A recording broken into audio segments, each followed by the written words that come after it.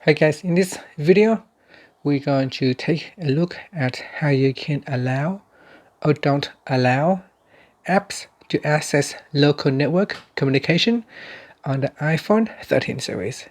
First, let's go back to the home screen by swiping up at the bottom of the screen. And on the home screen, tap on Settings. In Settings, you want to go down and tap on Privacy. Next, we want to go down and tap on Local Network. In here, select an app that you want to grant or denied access permission. For example, PUBG Mobile require to use local network. If I do not want to grant permission, I can just tap on the toggle button to switch it off.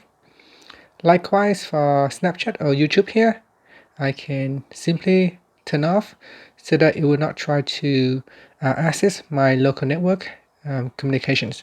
And that's it. Finally, I can swipe up to go back to the home screen. Thank you for watching this video. Please subscribe to my channel for more videos.